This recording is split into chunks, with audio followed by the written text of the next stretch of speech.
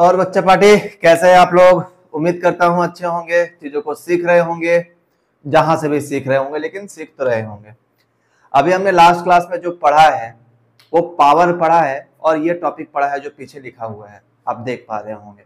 ठीक है, मैंने कहा था लास्ट क्लास में कि या तो हम लोग न्यूमेरिकल्स पढ़ेंगे इसके बाद, या फिर देखते हैं कि क्या करना है। तो हम लोग ऐसा करते हैं कि इसके बाद एक दो टॉपिक है, ठीक है, वहां तक पढ़ लेते हैं, फिर जो 3-4 टॉपिक और है, छोटे छोटे से टॉपिक्स हैं, उसको बाद में पढ़ेंगे। उसके बीच में पहले लोग न्यूमेरिकल्स पढ़ लेंगे। ठीक है, तो हम लोग आज पढ़ेंगे ये टॉपिक, थोड़ा सा रिवाइज करेंगे इसको, और उसके बाद हम लोग जानेंगे आज इलेक्ट्रिक एनर्जी, मतलब जो हम लोग बिजली घरों में यूज करते हैं, बिजली बिल जिसको कहते हैं, उस बिजली बिल को कैसे निकाला जाता है। दूसरा सबसे बहुत ही इंपॉर्टेंट टॉपिक, जिस टॉपिक का नाम है heating effect of electric current, आज हम लोग इसको पढ़ेंगे। तो ये 2-3 टॉपिक हम लोग पढ़ेंगे आज, और उसके बाद फिर नेक्स्ट टॉपिक में हम लोग जो भी न्यूमेरिकल्स है उस न्यूमेरिकल को सॉल्व करना स्टार्ट करेंगे।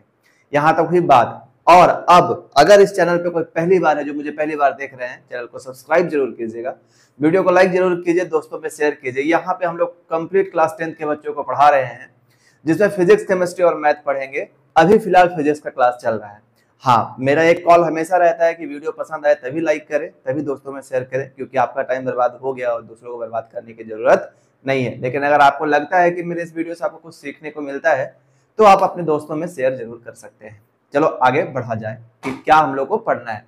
तो हमने कल इलेक्ट्रिक एनर्जी के बारे में पढ़ा। इलेक्ट्रिक एनर्जी के बारे में तो जो ये फॉर्मूला है पावर इनटू टाइम, पावर, उसके पहले जो लिखे हमने कि the work done by source of electric to maintain a current, work done, एक तरीके से याद है वो फॉर्मूला, पावर का फॉर्मूला। एक हम लोग क्या लिखे थे, पावर का फॉर्मूला याद है सबसे शुरुआत में? बोलेंगे सर, पावर का जो सबसे शुरुआत में जो हमने फॉर्मूला लिखा था उसको किसी, सर W/T, याद है कि पावर का ये फॉर्मूला होता है।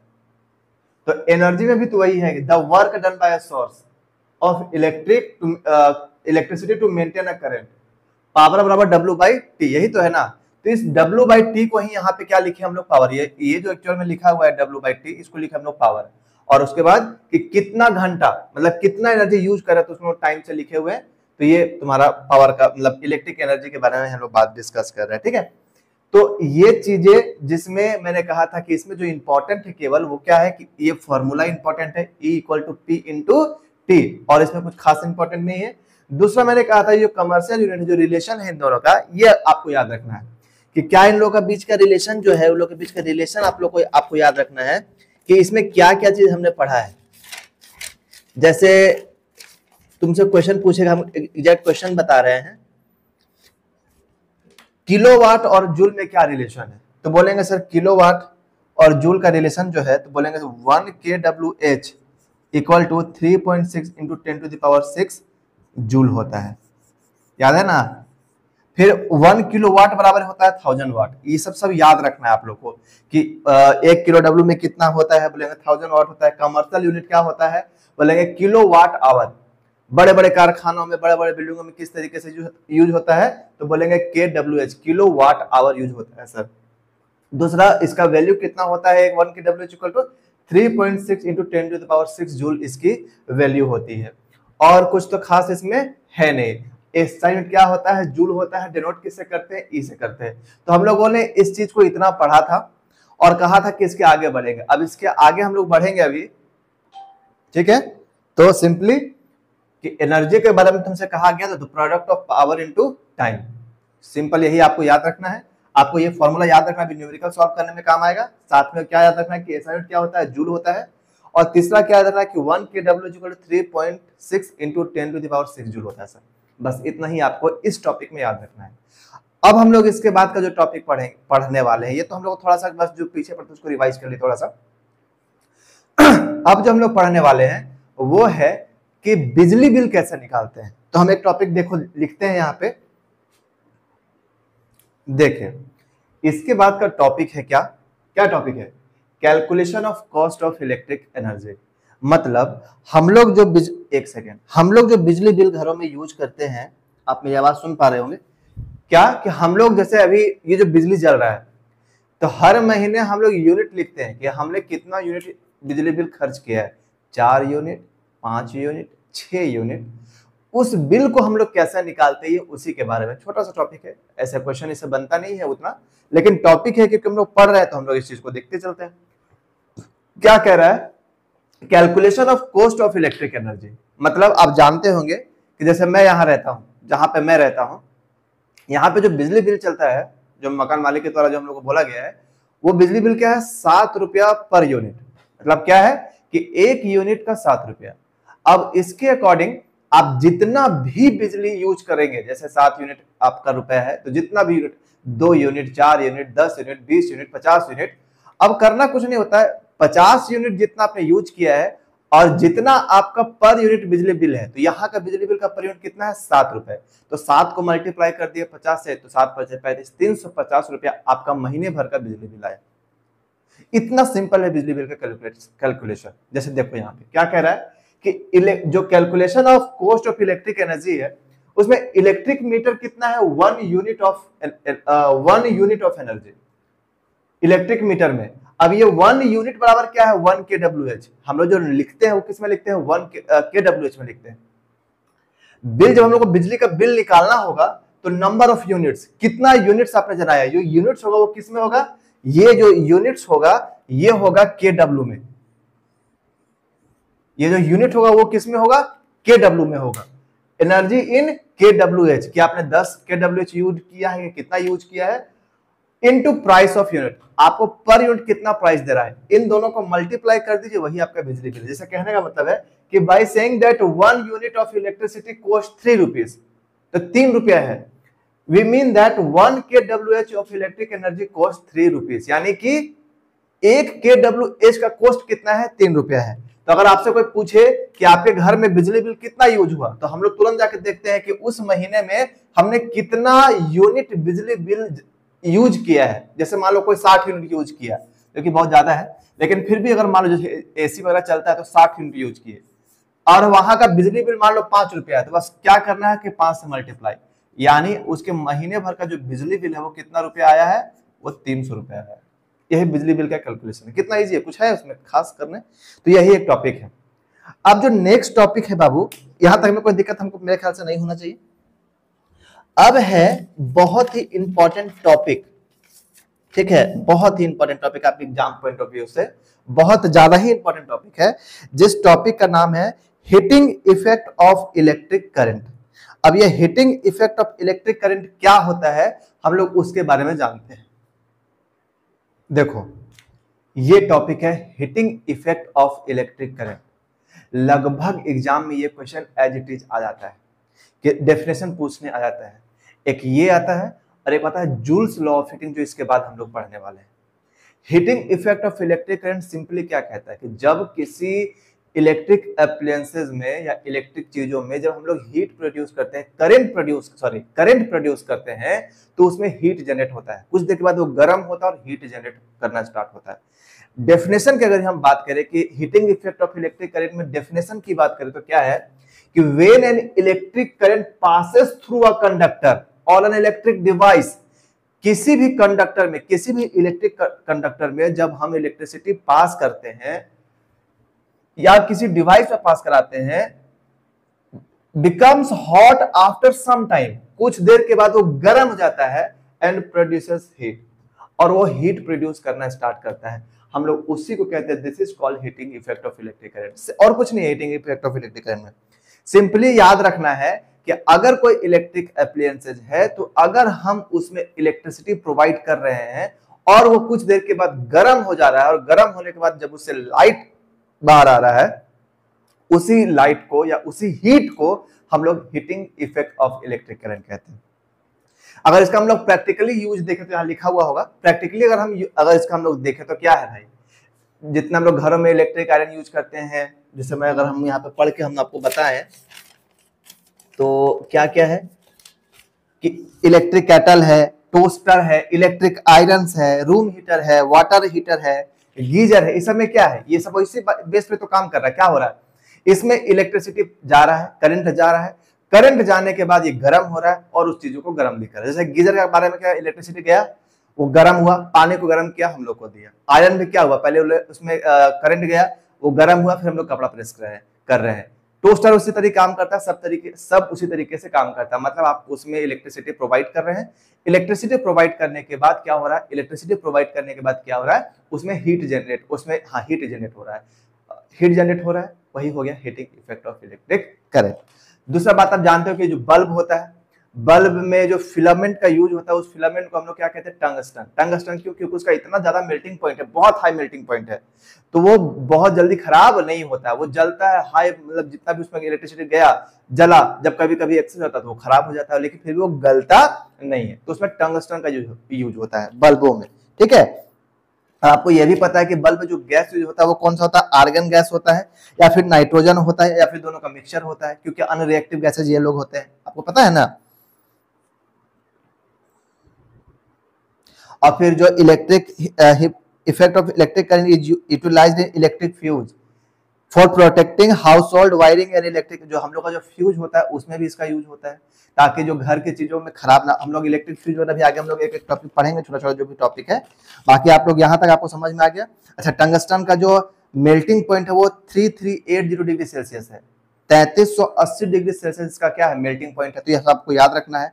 खासकर अगर आपको ये पूछा जाए कि बल्ब में टंगस्टन का यूज क्यों है, तो हम लोग को याद रखना है कि टंगस्टन का जो मेल्टिंग पॉइंट होता है वो बहुत हाई होता है। मेल्टिंग पॉइंट बहुत हाई होने के कारण, बहुत ज्यादा हाई होने के कारण हम लोग उसमें बल्ब में फिलामेंट के रूप में हम लोग उसको यूज करते हैं। फिलामेंट गर्म होता है, मतलब इसमें इलेक्ट्रिसिटी गर्म होता है, तो वो लाइट देना स्टार्ट कर देता है। ठीक है, तो ये रहा तुम्हारा heating effect of electric current. ठीक, और इसमें तो कुछ है नहीं बाबू, जो भी अभी आएगा न्यूमेरिकल्स वगैरह आएगा, न्यूमेरिकल्स तो आएगा ही आएगा, उसमें तो कोई शक नहीं है। प्रैक्टिकल आपको मैंने बता ही दिया। अब हमारे पास एक टॉपिक बचता है, जिस टॉपिक का नाम है और बहुत ही इंपॉर्टेंट है, उसका नाम है जूल्स लॉ ऑफ हीटिंग। ये दोनों topic, heating law of effect और जूल्स लॉ ऑफ हीटिंग, बहुत इंपॉर्टेंट है। चलो जरा जूल्स लॉ ऑफ हीटिंग भी पढ़ लेते हैं हम लोग। कहाँ चला गया, कहाँ चला गया, चलो पढ़ लिया जाए जूल्स लॉ ऑफ हीटिंग।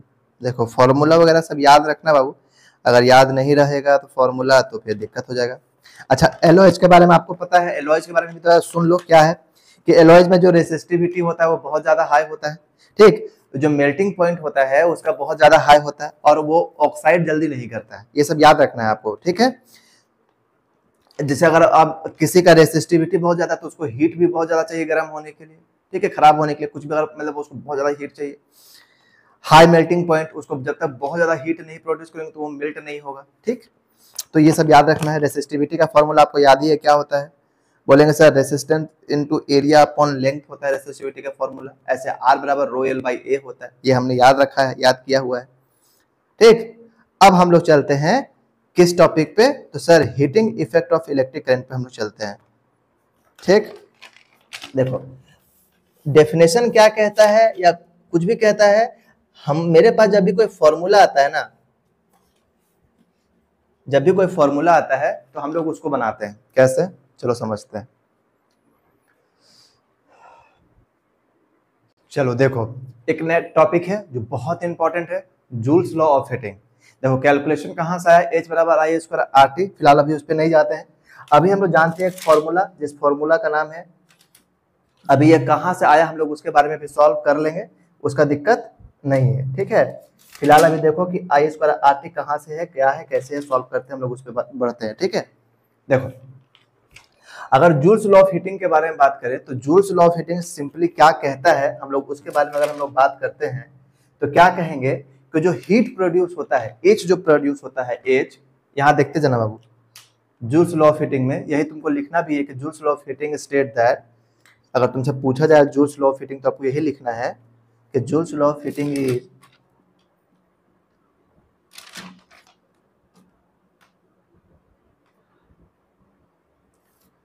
क्या लिखना है, देखो according to Joule's law of heating क्या है कि H is directly proportional to current का स्क्वायर, डायरेक्टली H एक 1 is directly proportional to R और H is directly proportional to time. इन तीन फॉर्मूलों को, इन तीन चीजों को मिला के H बराबर बनता है I स्क्वायर आर टी। क्या कहने का मतलब है, सुनो, कि जो हीट है वो किसके डायरेक्टली प्रोपोर्शनल है, करंट के स्क्वायर का डायरेक्टली प्रोपोर्शनल है। हीट किसके प्रोपोर्शनल है, रेजिस्टेंस के प्रोपोर्शनल है। हीट किसके प्रोपोर्शनल है, टाइम के प्रोपोर्शनल है। मतलब क्या होता है, टाइम तो चलो ठीक है,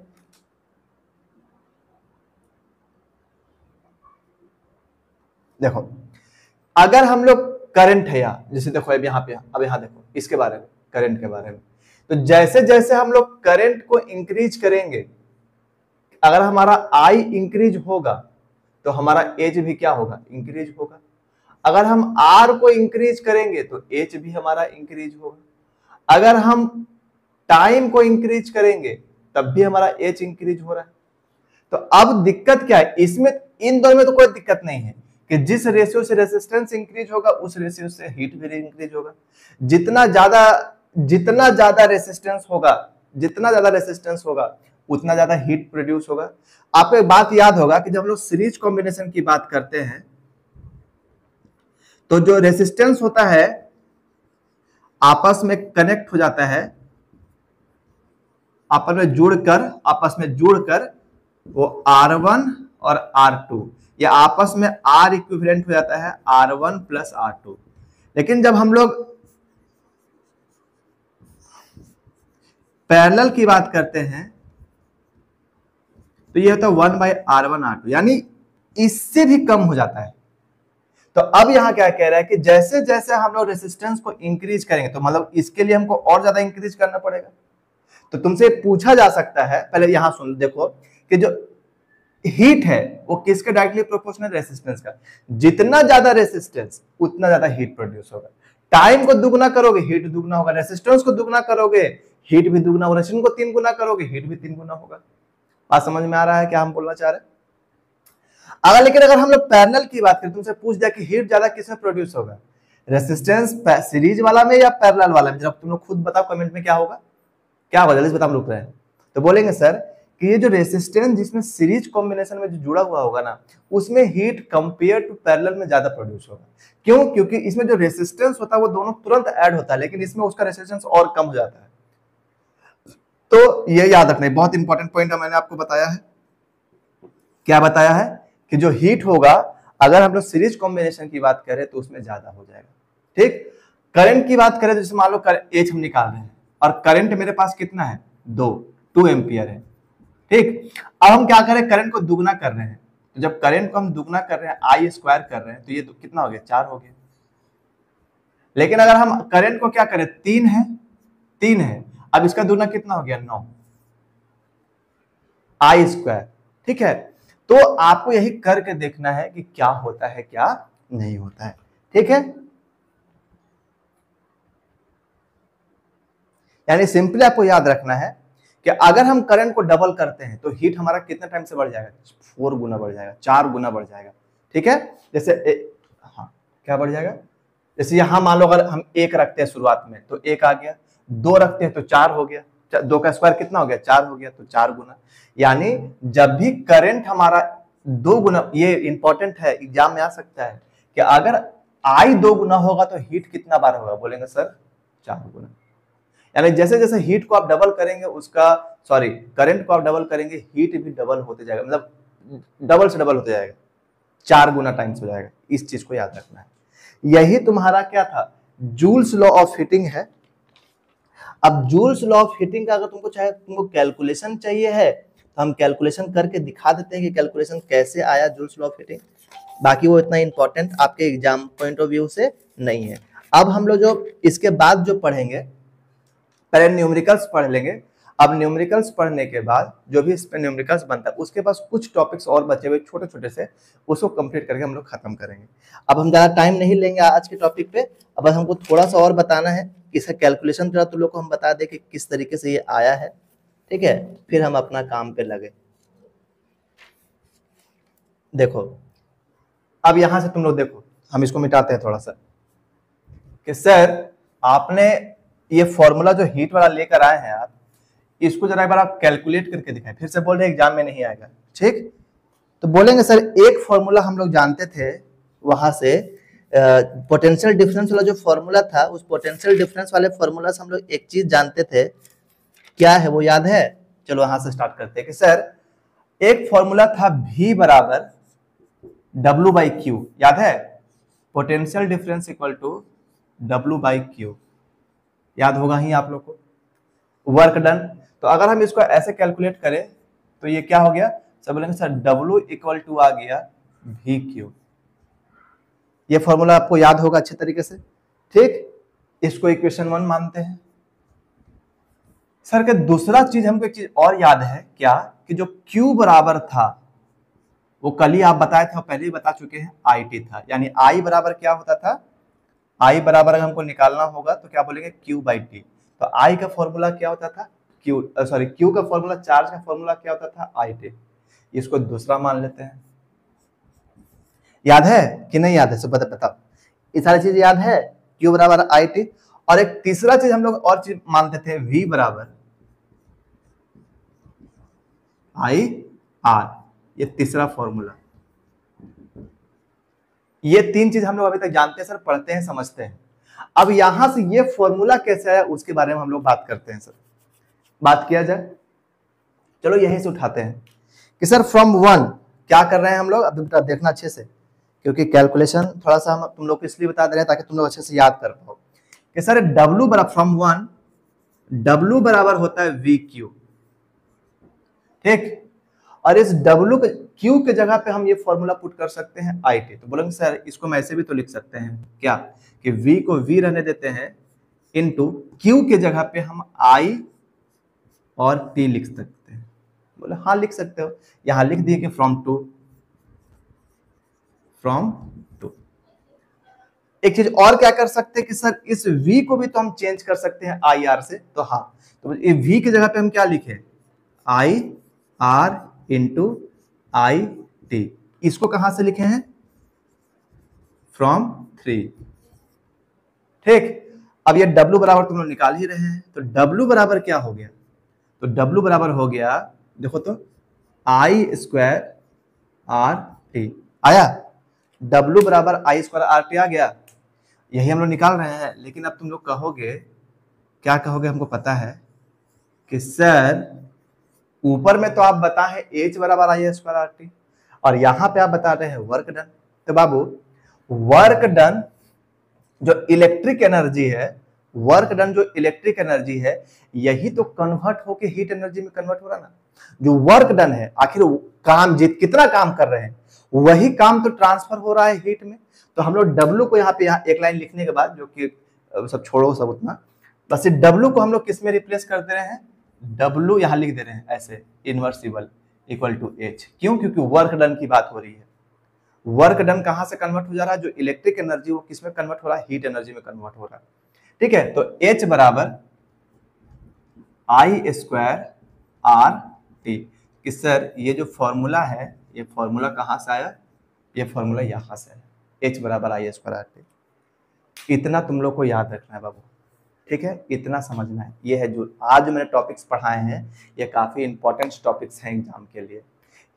H बराबर I² RT यानी जूल्स लॉ ऑफ हीटिंग, फिर तुम्हारा इससे पहले heating effect of electric current, आपको बिजली बिल निकालने का तरीका, यहाँ तक मैंने आप लोग को आज पढ़ा दिया। इसके बाद का जो टॉपिक है बाबू, इसके बाद का जो टॉपिक है वो है तुम लोगों को पढ़ना इलेक्ट्रिक फ्यूज, इलेक्ट्रिक बल्ब, और कुछ है? हाँ, इलेक्ट्रिक फ्यूज, इलेक्ट्रिक बल्ब, बस यही 2-3 चीज और है।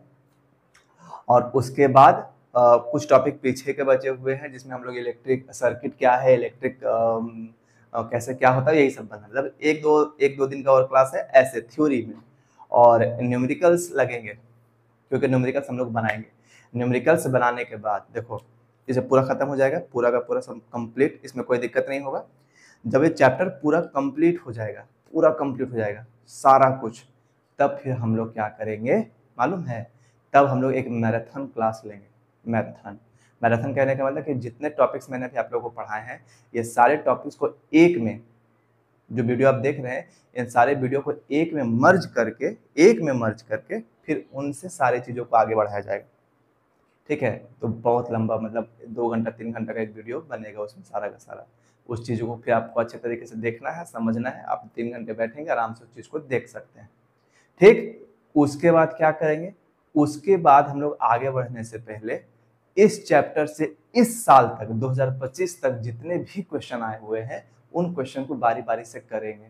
उसके बाद हम लोग आगे बढ़ेंगे, ताकि उन चीज़ों से, ताकि हम लोग को एक बात पता रहे कि एग्जाम में हम लोग को किस तरीके के क्वेश्चंस को डील करने हैं, किस तरीके के क्वेश्चन को पढ़ने हैं, किस तरीके के क्वेश्चन हमको बनाना है। पढ़ने का तरीका ऐसा ही होना चाहिए, ताकि आपको पता रहे कि हम जो पढ़ रहे हैं हम सही डायरेक्शन में जा रहे हैं या नहीं जा रहे, हमसे क्वेश्चन बन रहा है या नहीं बन रहा है, वो हम लोग देखना है। ठीक है, तो जैसे पढ़ने का क्या हम लोग क्या डिसाइड किए, अभी फिजिक्स पढ़ रहे हैं, ठीक, फिर हम लोग एक चैप्टर केमिस्ट्री पढ़ेंगे, फिर मैथ पढ़ेंगे, फिर फिजिक्स पढ़ेंगे, ऐसे करते करते हम लोग आगे बढ़ेंगे। हम तो सोच रहे हैं कि एक बार मतलब 2-2 डालें वीडियो, आपका मैथ का भी डाल दे एक साथ में, लेकिन देखते हैं कहाँ तक कितना पॉसिबल हो पाता है। ठीक है, अगर फिर भी यहाँ तक आपने अगर वीडियो देख लिया है तो बहुत बहुत धन्यवाद आपका। आप बहुत कुछ सीखे होंगे आज की वीडियो से, आज के बारे में। और बस यही कहूँगा कि अगर आपको वीडियो पसंद आता है तो चैनल को सब्सक्राइब जरूर कर लें, वीडियो को लाइक जरूर करें, अपने दोस्तों में शेयर करें। जैसा आप सीखे हैं वैसे दोस्तों को भी अपने फॉरवर्ड करो, थोड़ा सा सपोर्ट करो, ताकि हमको भी मोटिवेशन मिले और इन चीज़ों को हम सीख पाए। मिलेंगे नेक्स्ट वीडियो में न्यूमेरिकल के साथ। न्यूमेरिकल क्या क्या होगा, न्यूमेरिकल होगा हमारा पावर से रिलेटेड न्यूमेरिकल्स होगा, हमारा जूल्स लॉ ऑफ हीटिंग से रिलेटेड न्यूमेरिकल्स होगा, और जितने भी न्यूमेरिकल्स होंगे छूटे हुए वो सारे न्यूमेरिकल्स होंगे। ठीक है, जय हिंद।